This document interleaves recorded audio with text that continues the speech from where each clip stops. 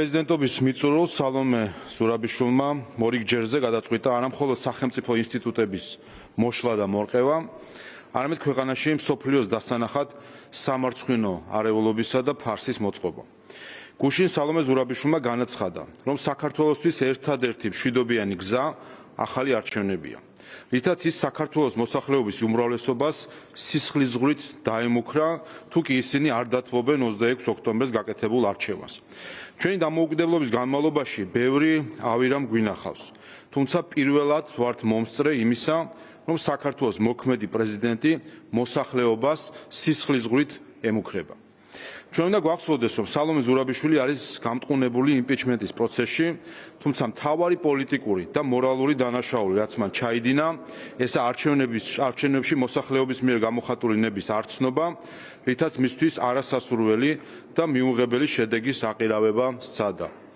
სალომე ზურაბიშვილი იქცა კიდევ ერთ პრეზიდენტად, რომელიც პირდაპირაა დაკავებული საკუთარი ქვეყნის უცხო გავლენებისთვის ჩაბარებით, იგი მოქმედებს ზუსტად იმავე ძალების მიერ დაწერილი იდენტური სცენარით, რაც მისი ერთ-ერთი წინამორბედისთვის შეიქმნა. გავიხსენოთ 2021 წლის ადგილობრივი არჩევნები. გავიხსენოთ ზუსტად არჩევნების ღამისთვის საარჩევნო შედეგების ამოსატრიალებლად დადასტურებულად უცხო ქვეყნის სპეცსამსახურების ორგანიზებით საქართველოში შემოპარული ყოფილი პრეზიდენტი სააკაშვილი.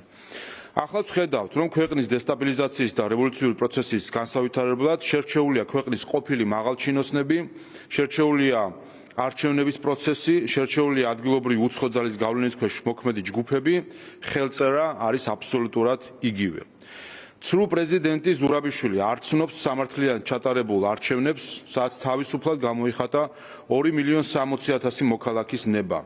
არ ცნობს ქართველი ხალხის არჩევანს, არჩეულ ხელისუფლებას, არჩეულ პრეზიდენტს, უცხო ქვეყნებისგან ითხოვს მხარდაჭერას ანტიკონსტიტუციური ძალადობრივი პროცესების წასახალისებლად.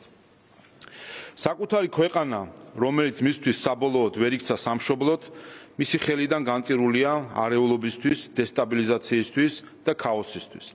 საბედნიეროდ დღევანდელ ხელისუფლებას ყველანაირი ბერკეტი აქვს, რათა არ დაუშვას მტრული ძალების შაუბნელი ზრახვების ასრულება.